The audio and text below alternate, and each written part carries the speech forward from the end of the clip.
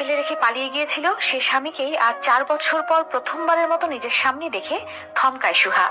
ড্যাব ড্যাব করে তাকিয়ে দেখে ছেলেটার সাজ পোশাক। সুহা আগেও দেখেছে এই মানুষটাকে, তবে শুধু ছবিতেই। এমনকি বিয়ের দিনেও সে তার স্বামীর দিকে চোখ তুলে তাকায়নি লজ্জায়, আজ তাকাচ্ছে। পরনে ব্লেজার, তাও ব্লেজারের ভেতরে শার্টের খোলা অংশটুকুতে উকি দিচ্ছে ফর্সা লোমবিহীন বুক। চেহারার দিকে তাকিয়েই বুঝতে পারলো এই ছেলের জন্য এত মেয়ে পাগল হওয়ার কারণ। শুধু চেহারাই কি পাগল হওয়ার কারণ? এই ছেলের গলা আর কথাগুলো তো দারুণ ছিল, যে কণ্ঠের সাথে তার বহুদিন আগে পরিচয় হয়েছিল, যে কণ্ঠ আর কণ্ঠ দ্বারা বলা কথা তাকে কাবু করেছিল বহুদিন আগে। আর তার দরুনই তো প্রথমে বিয়ে নাকচ করলেও পরবর্তীতে সুহা রাজি হয়েছিল বিয়েটা করতে।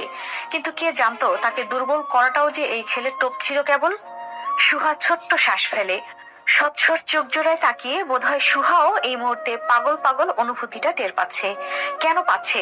সে তো এই মানুষটার জন্য ঘৃণা জমিয়েছিল, অথচ এতকাল এই পাড়ার মেয়েদের কাছে আর সচ্ছল কাজিনদের কাছে এই ছেলের রূপের প্রশংসা শুনতে শুনতে এতটাই অভ্যস্ত ছিল যে মেয়েকে সে তার প্রেমে পাগল করেই ছাড়বে। অবশেষে পাগল করেও ছিল, বিয়েও করলো।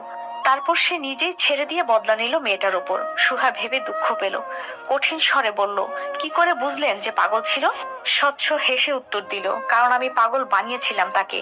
এখন বলুন, আমার বাসার সবাই কোথায় গেছে তা জানেন? জানলে ফটাফট বলুন। সুহার মেজাজ খারাপ, তার উপর স্বচ্ছর এহেন প্রশ্ন পছন্দ হলো না। রুড়ো স্বরে বলল, এই বাসায় কে কখন থাকবে তা জানার দায়িত্ব কি আমি নিয়ে রেখেছি? বলুন, বাসায় কেউ আছে নাকি নেই না জেনে কোথা থেকে টপকে এসেছেন? এসেছেনই যখন আগে থেকে বলে আসেননি কেন?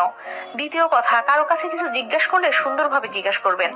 এমন উত্তর পেয়ে স্বচ্ছর মুখটা বোধহয় চুপসে গেল।